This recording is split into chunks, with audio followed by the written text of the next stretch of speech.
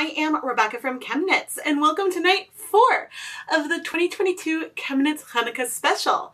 Every night of Chanukah, I will be sharing a new yarn dyeing video at 8:30 p.m. Eastern Time, so make sure you're subscribed and have your notifications on so you don't miss any of the premieres. Chanukah is the festival of lights, and sometimes I like to draw inspiration from light, or a type of light, for one of the nights of Chanukah. And in the past, we've looked at candlelight, and tonight I want to look up at the sky and dye some yarn inspired, roughly, by Aurora Borealis. I had an idea of how I wanted to create this kind of colorway, and I did not know if it would work, how it would work, but it was still an idea that I think would really highlight the mini skeins themselves really well. My plan is to start off by dyeing the mini skeins as they're twisted to provide a bit of resist and kind of give us our night sky, maybe with some clouds in there. And then I want to open them up and layer on some bright pops of neon colors to represent the beautiful northern lights, which is something I've never seen myself, and I really hope to be able to see someday. So is my plan going to work out? Well, let's go look and see. There are many different ways you can play around with resist dyeing. You can use resist from, say, zip ties to add something tight onto the yarn so that way color doesn't penetrate. But the goal is to get color on part of the yarn, but not all of it. When dealing with mini skeins, when they're twisted up, we already have a very natural resist. Another technique I enjoy is to dye twisted skeins of yarn, whether it is to twist them in a steam pan or to twist them and sort of submerge them in color. And so today we're going to be starting with dry mini skeins of yarn. The fact that the yarn is dry will also help preserve some, if not white, pastel regions on the yarn as well. But I think that we will have a lot of fun with the way I plan to set this up. Even if this plan may result in a lot of maybe small differences in the colorways that we end up seeing. But all of the yarn that we will be dyeing today are 10-gram mini skeins of Wool to Dye Force Platinum Fingering and DK yarn. This yarn is 75% superwash merino, 25% nylon. In this kettle, I currently have 24 cups of water and 4 tablespoons of white vinegar. And the heat is on so we can heat things up before we start adding our twisted mini skeins. And I'm planning on adding mostly dye powder to the pot, but I'd like to start with a little bit of pigment in here, so I'm adding just some squirts of a true black stock solution in here in a very non-specific way.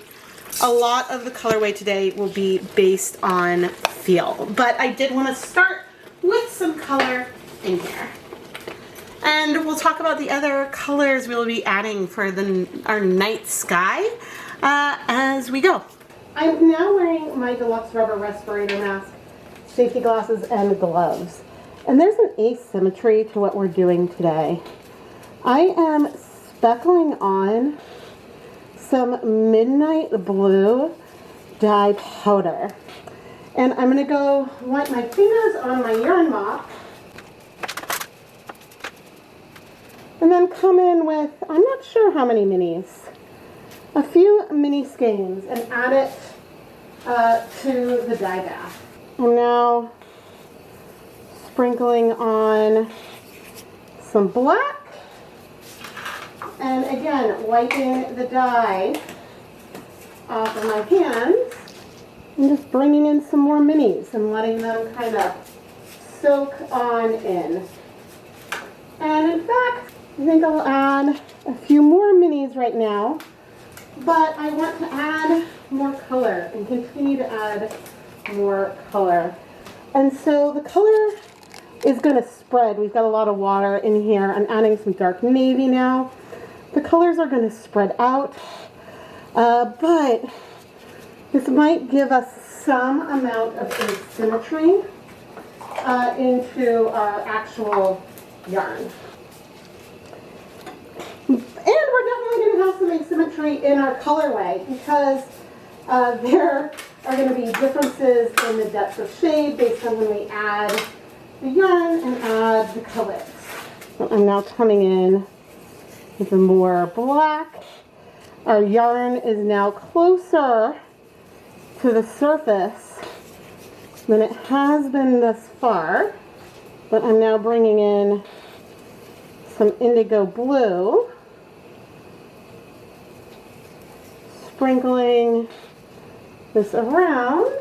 Ooh, indigo is such a pretty color. A lot of the other blues are a little bit more almost purple, but the indigo brings in a very nice sort of bluish tone. And you can see the depth that we are starting to get in there. And just a little bit of variety. Eventually I'm going to need another yarn mop, but eventually I will also be probably adding some more water. I'm not sure how many minis we'll be able to fit in here. We have about 35 so far. Here is another batch. You can see that they're sinking in slower and slower. And I'm not actually exactly sure I'm going to add black to each of the layers, but I may.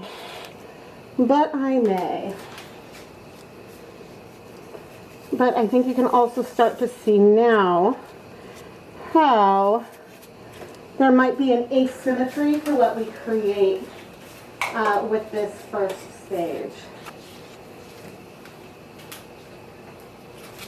I do think I will come in with more water in just a moment. It's possible this color is going to penetrate deeper than what I'm expecting on some of the yarn. There's also a chance that it won't, so we will see. So I'm going to come in with 3 tablespoons of white vinegar and 8 more cups of water, which definitely moves this yarn around a bit. And man, this first yarn mop is almost really full. I'm going to go get another one in a moment. First, I want to add on some more black and some more yarn while I go and set up another yarn mop. And I carried on layering these different deep blues, dark navy, indigo blue, midnight blue, and true black. Not knowing how solid or semi-solid our color may end up looking in the end, but I continue to add twisted mini skeins, layering dye powder in between until the pot was pretty full. And then I set a timer for 30 minutes to let the yarn heat and hopefully absorb a lot of this color. It has only been 10 minutes or so since I last added dye, but the water is looking pretty clear, so I am going to start removing these mini skeins. And I'm not going to worry if they start untwisting, but I'm setting them aside into a steam pan. And the good news is that I can see a little bit from some untwists that we do have resist points. Some might be deeper than others, some might be smaller than others, but there will be, hopefully, they may be small, but we will have some pastel sections on this yarn to put our sort of bright flashes and streaks of color. And so this was fun. I mean, the color is looking relatively even, I would say right now as I'm moving it. And by even, I mean it's looking like a lot of navy. I'm not necessarily seeing differences in hue, but as we untwist them, we may see a little more of that. But this was fun. I've layered things in jars. I've layered roving in, adding colors a bit at a time, but I haven't done this on minis. And so I think that the results are pretty fun. And things are a little overexposed, but you can see that even if we take one that looks relatively deep, we do have some pastel areas in there. And so, wahoo! I'm gonna set this aside so it can start cooling, and we're gonna do another round. 3 different deep blues may ultimately be more than we need, but I wanted some variation and some soft differences in the color. I didn't want things to be too black or too just straight navy. I wanted to have a few different hues, sort of reminiscent of what lights in a sky can give you. So I'm very happy with where we are, and as you can see, I took the remaining mini skeins and layered in colors, starting with a little bit of that true black, just to have a little bit of color in there. And as for our yarn mops, those I am going to steam set for at least 30 minutes. Now it is time to start the process of opening up these minis to expose what we are working with. And there will be probably a variety of ones where we have more white and it's more of just a pale blue in there, and that's okay because we are going to be going over this with, that's pretty, with some neon green and neon purple. Mostly green. The purple will just be some accents, and the purple will spread into some pink, but since we have all of this blue here, it should work well. And you can see how we have a combination of longer streaks and smaller streaks of color on here. And so when we add on the other colors, I'm not going to be able to target every single resist point perfectly, but we're going to go and play with these colors, and when it's knit, then maybe the streaks of color will come through. I don't know. It's not a literal Aurora Borealis, but it's a, that's the essence I'm going for. So anyway, I'm going to open all these up off camera, and I'm going to try to group them in sets of 10, either fingering or DK weight skeins. Now that I have this whole pile of skeins, you can see all of our different blues in here. That's really coming through. But now we'll go set up to start doing some immersion dyeing. In this steam pan, I have 8 cups of water, 4 tablespoons of white vinegar, and I am bringing in 300 grams of yarn. This is not super low immersion, but I do want the dyes to spread out a little bit as we add it. Oof. You know, the shame, I really like this colorway as it is. I suppose that's not a shame, but getting this kind of like small patches of white in color is something that I can't really replicate as easily on full skeins of yarn, because when you twist them, the patches are just bigger. But anyway, I'm going to start heating this up, and then I'll put on my deluxe rubber respirator, safety glasses, and gloves so we can start speckling with powder. All right, let's start with our green, which is a very neon green. And so I'm speckling it on, and it should stay put a little bit, but it should also spread some. And so because it is a fluorescent color, it is going to spread. It will also give us speckles. So will the purple pop.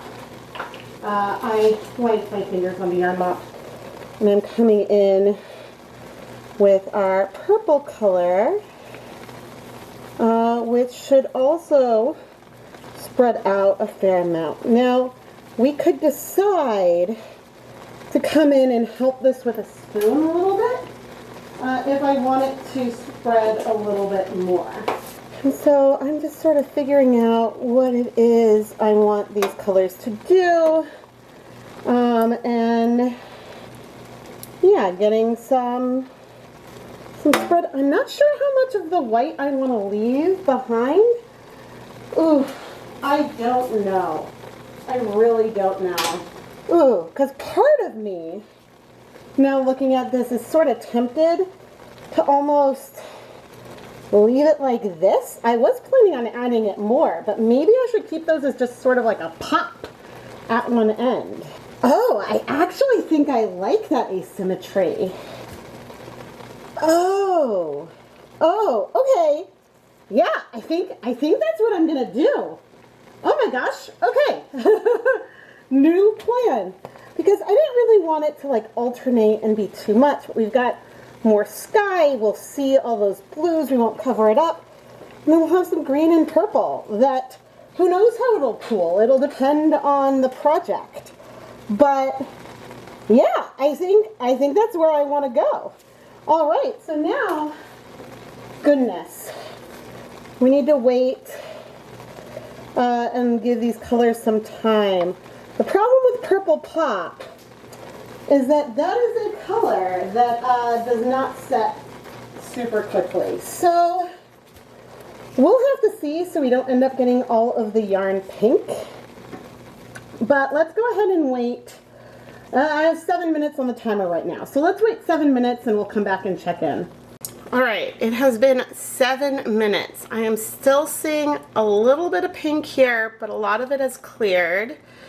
And the green has cleared pretty well. So I'm gonna wait another, I think, about 10 minutes before we flip the yarn to try to dye the other side. Or maybe rather than flipping all the way, we'll sort of like flip carefully in the pan. But let's wait 10 more minutes. All right, it's been 10 minutes. All right, I'm still seeing a little bit of some pink in here. The green is looking pretty good.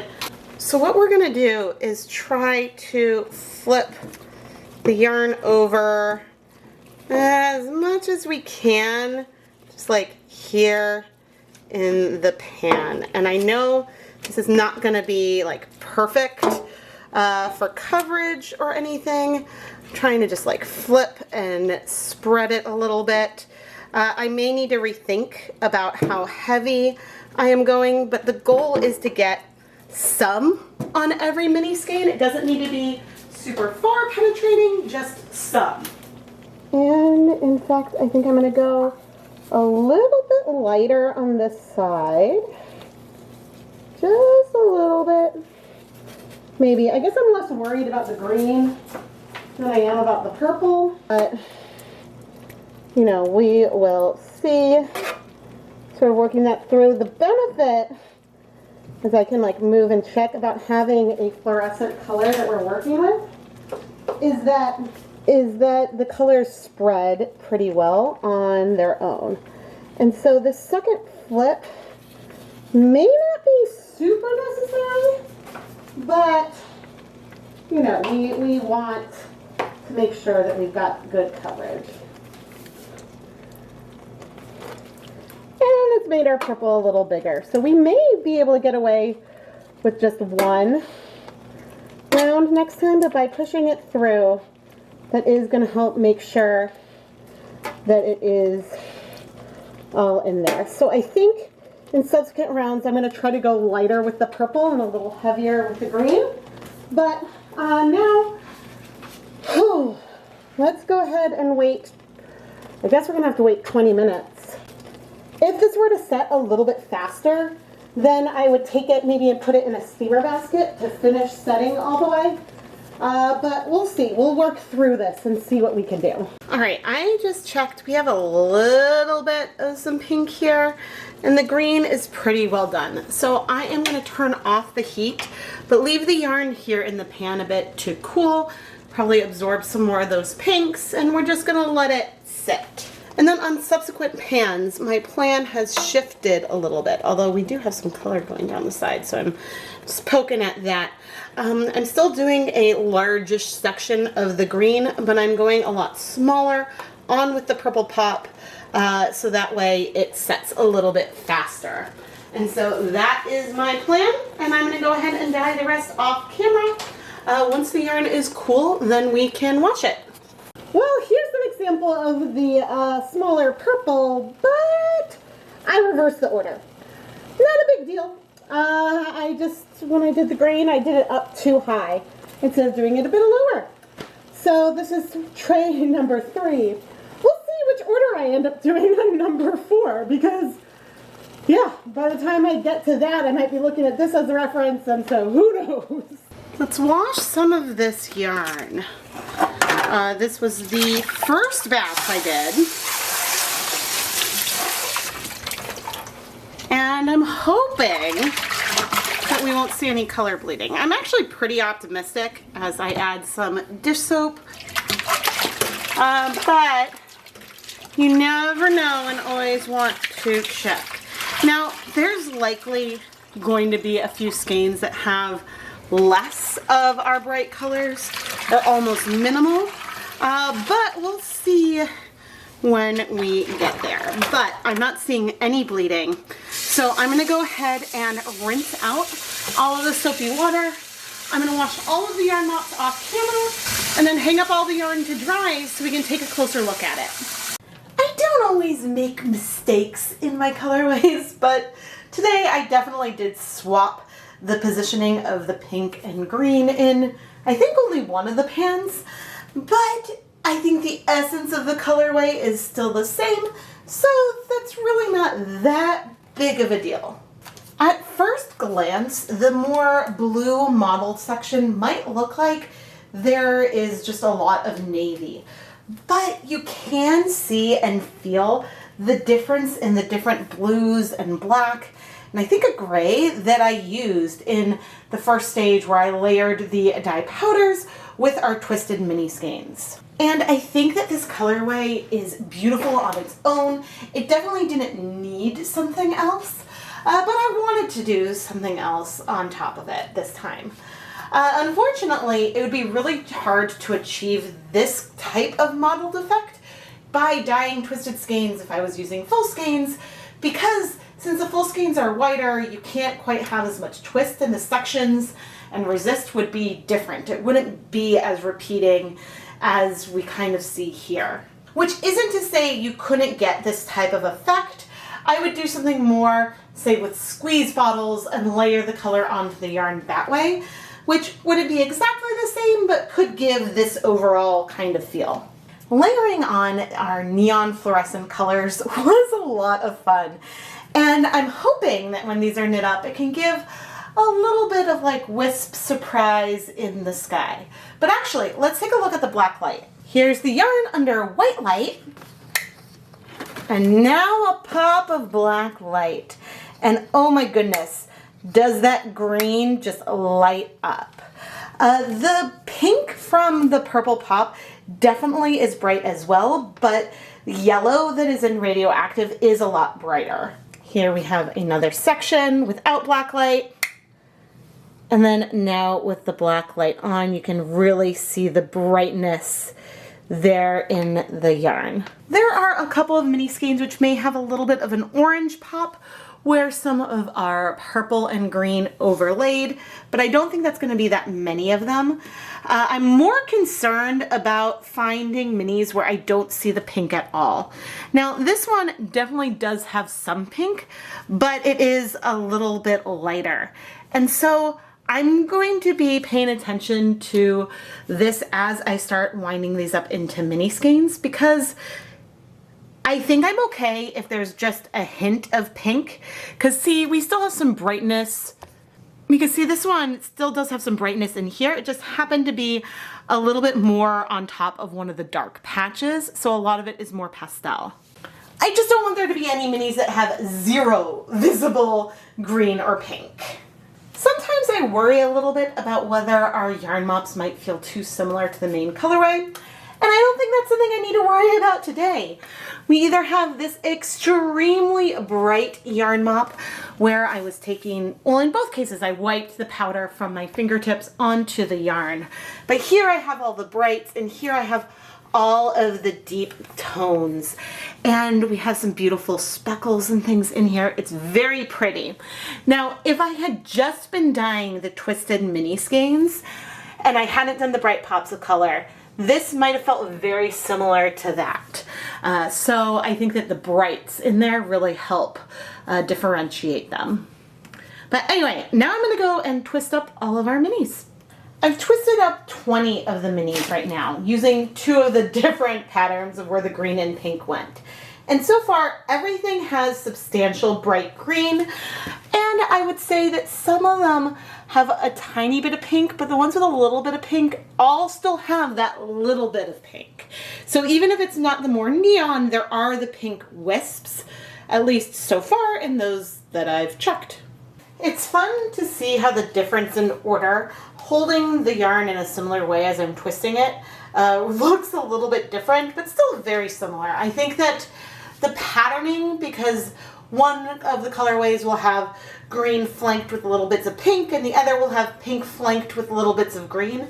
That will be different in how it knits up, but a lot of it might feel very, very similar, especially depending on the way that it's knit. And I can't resist bringing in the black light one more time. Once again, our green is very dominant, but even where it's more pastel, I still see the pink glow. But ooh, check out the glow of this yarn mop. Here you can really see how the green glows so much more than our purple. Even though both Radioactive and Purple Pop do have some kind of blue pigment in there that is not fluorescent. Sometimes I have a firm plan or idea of the colorway I want to create, and other times I have a rough idea of the technique I want to do, but then I let the colors speak to me. And so I think what we ended up with was not what I had in my head at the beginning, not at all, but I do really love it. And it's very, I think, unique from a lot of things I've dyed. This was a very fun way to layer colors together. I do want to play around more with layering different colors into a pot, adding more yarn and layering things like that because it's a lot of fun. And I already talked about how if I wanted to achieve the mottled effect we got with those blues on a full skein of yarn, the twisted skeins wouldn't quite work. You can get beautiful colorways dyeing twisted skeins and layering colors that way.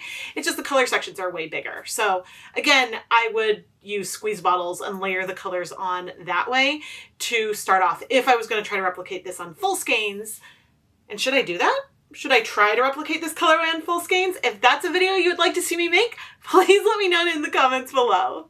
Tonight's video was an example of where, and you know, one thing that happens to me a lot is that I have a plan of a colorway that I want to create that involves layering different techniques.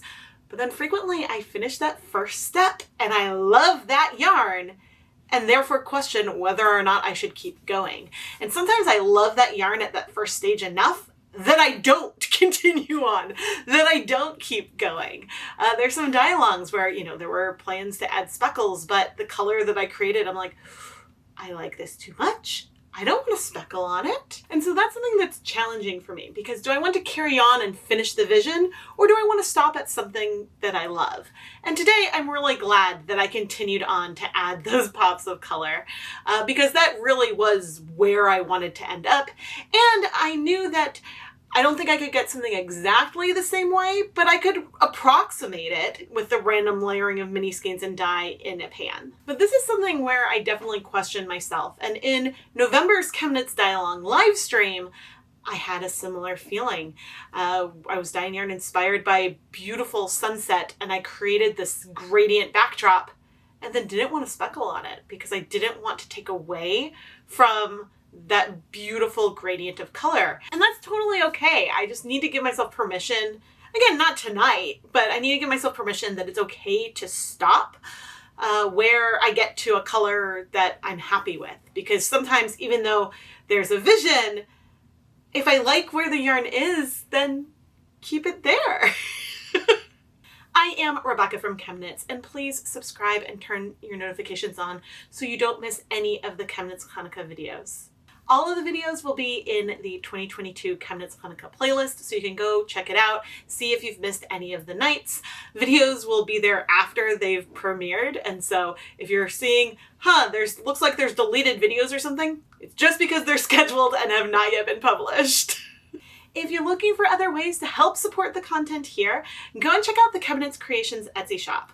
My Etsy shop is filled with hand-dyed yarn featured in my videos. There may not be anything left from this year's Chanukah series, but there are hundreds of skeins that have been featured in my dyeing videos that you can bring home and then rewatch exactly how I dyed it. I think that in addition to the yarn I dye being really pretty, this adds a really extra and special element to the yarn. But now it's the time of the night for me to ask you, what kind of techniques or colors do you think I'm going to play with for Chanukah night 5?